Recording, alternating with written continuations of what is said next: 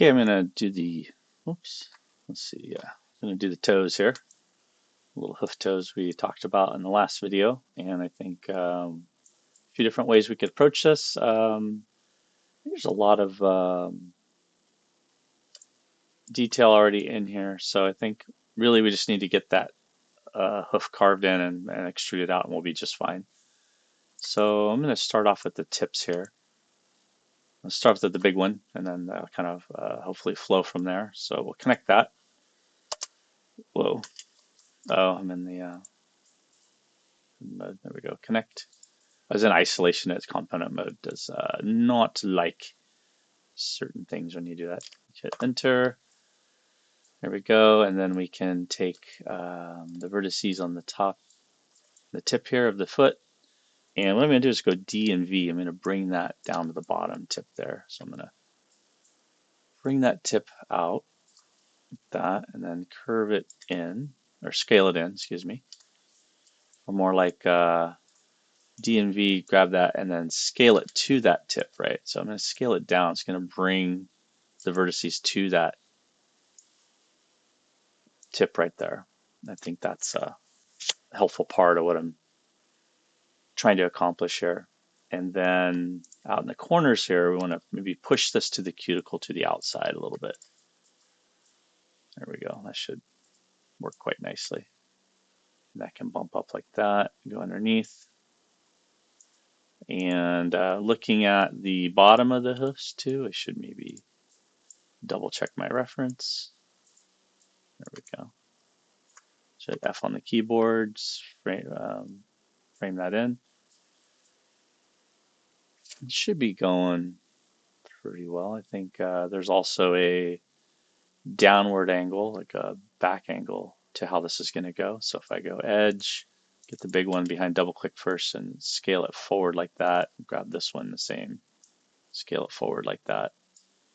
I think that's a general shape for how the hoof is going to look in there. So go to our horse hoof from underneath in the back. See there's like a diagonal angle for it, and you can kind of see that's looking like, oh, I didn't even tell in the images. I wonder, I don't know what's happening. I don't want that much of it to show, but there's like a little rounded ball in the front. You see it kind of goes. So I think for most of this, it's going to be more like a toe, though. So I'm making something up, right? This is a creature that does not exist in the real world. So let's grab these two edges here, and let's bring them up a little. So that's going to create a little separation for how the toes, and that's how a toe actually works too. So this hoof toe thing we're making up here is going to protrude outward like that, and then right here it's going to come back and create like a little ridge, which you just saw in the horse toe example, and maybe scale it out a little bit too. There we go. So I'm pretty happy with that. That's going to work quite well. I could bring the edge down here and these two and maybe scale those out a bit more like that, so it's a little more rounded, and then bring this down to be a little flatter on the ground like that. And I had debated if I need one more edge loop to go around right here as well. And if I do put that in, I might look to flatten that out a little bit. And I gotta keep spinning the other side, don't I? And then scale that out as well. So it's kind of really get that more rounded hoof-like shape. But then what that's going to allow me to do here is, which I thought would be make the design better of how these little myconid's feet, this particular myconid's foot might be, is I can bring this down. So it's going to get this arc flowing right here. So I'm pretty happy with that. I missed a vertex right there. Yeah, that's pretty awesome. I like that a lot. Cool. And looking at the knuckling from behind, so I think all in all, that's going to work really well. If I was doing like a material cutoff, like for the library, I almost wish this was coming all the way back here. So like cut a little extra through there for the separation. So instead, let's do the knuckle behind it and make it bigger. So I'm going to go around that edge loop, hit connect one time, enter, and I'm going to grab the vertices at the top, the knuckle here. Looks like I missed that side. Yeah, this side's a lot lower than this side, so maybe that's something we play around with in ZBrush. But this side should be okay like that. And it should also come out a lot on the sides here, much like our horse hoof reference right here. And you see it flares out a bit too. We're not quite doing the flare, though we did somewhat of a flare. Yeah, we got a little too big maybe, so let's grab these edge loops, these vertices around here, make sure I get everything all the way around. Turn on soft select B, middle mouse drag with soft select, and let's scale that in. That. Cool. And maybe even, oops, oh, use the down. Oh, I'm grabbing something from behind. Huh. Like, how is that possible? There we go. Grab this and bring it down some. And while I wanted to do this in ZBrush, these clearly have to come up more to match the other side. So make sure the soft select's on just a little bit, enough to grab the row below it. I want to bring these up to match the other side of the knuckle, the other side of the big toe. Okay, so a design that I had been hemming and hawing about for quite some time is now done. I think this can come forward more, even a little bit more. And if I want the edge loop here of the material ID, so the toenail, I think I'm going to go ahead and bring this down even again. There, and so the toenail is going to actually separate where the material is at right here. This one. There we go. And then bring this forward. Bring that forward and around. Nice. Yeah, so this right here, these faces are going to have a different material ID. And when we go into Substance, we're going to paint that material different than the skin behind it, right?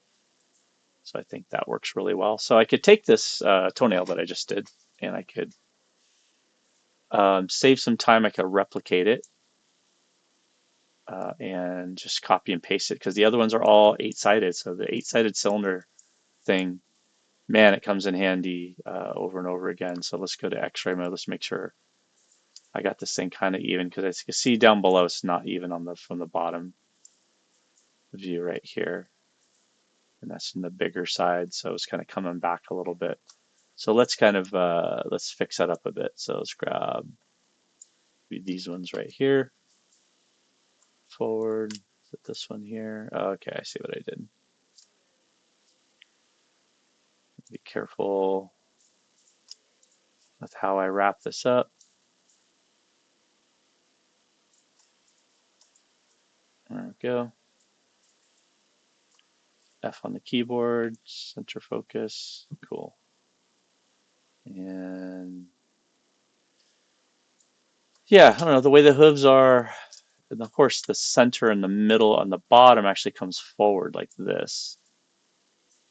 And so that's another design motif to play with. Like, does it kind of curve back like that down the middle? And I do, I like that. So it's kind of playing in between how a front toe would touch down on the ground like flat, like a spatula, but then have the little knuckle in the top curve. And then back over here, we'd have another knuckle right behind it. So these two, this one here, here, and here, would actually be up even higher yet again. So looking at my side view drawing, this knuckle right here, that should be this one right there. Bring that way up.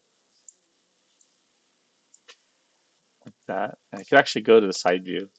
Thinking about it, I have it's right there in front of me. And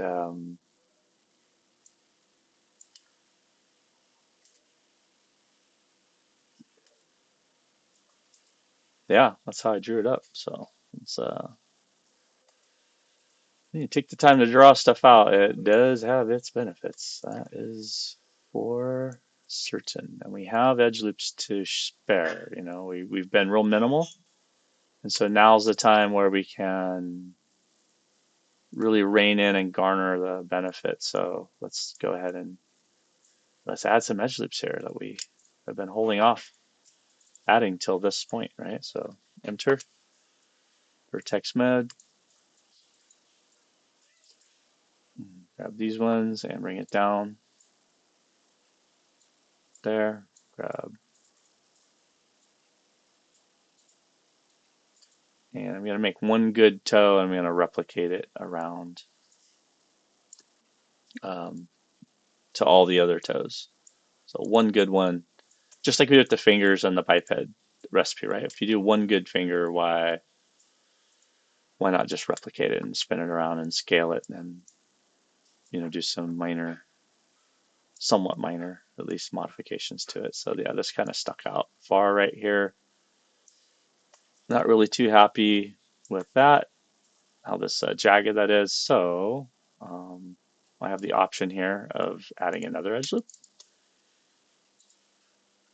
and scaling it out again, bringing it back somewhere. And then maybe right here, grab this edge loop and use the slide edge tool. Bring that back a little bit. There we go. It does such a good job of holding silhouette, the slide edge. You see the little long and slivery, but this is where the bending's happening. This is where you want to have bunched together edge loops. That's where they should be, right? You're going to put them in there, in the right spot.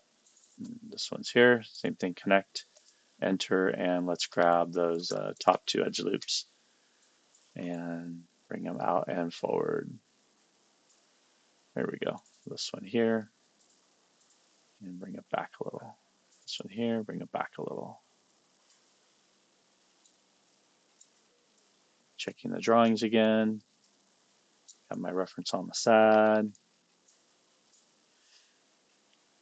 Yeah, there's a lot of detail um, in these drawings. There's a lot of detail that explores a lot of detail in the sculpture. That's where most of the details coming in here. So it's really kind of a sharp contrast to how it goes up the tendon, the top of the toe, up to the front of the foot. So therefore, I need to maybe make that cut happen. I think we need an extra edge loop around the top here that goes up to the front of the foot. So maybe we cut that in. That's a good idea. And we could stop there and go up and do replicate it, come around, then do fingernail. So I think this part here could probably curve even more like the horse. So come back to that. See, I'm bouncing around a little bit as I see obvious things that can be done. So doing that, move right there. Doing that, move right there. Oops. And then this front middle.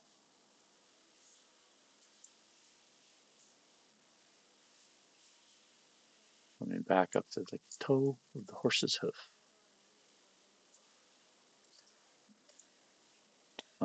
Yeah, this actually cuts pretty deep along here and goes up the front tendon all the way to the front of the foot. So we're going to have to add some detail into that foot as we're doing these toes. So to do it right, I'll come back to it and we'll do it in the next set of videos.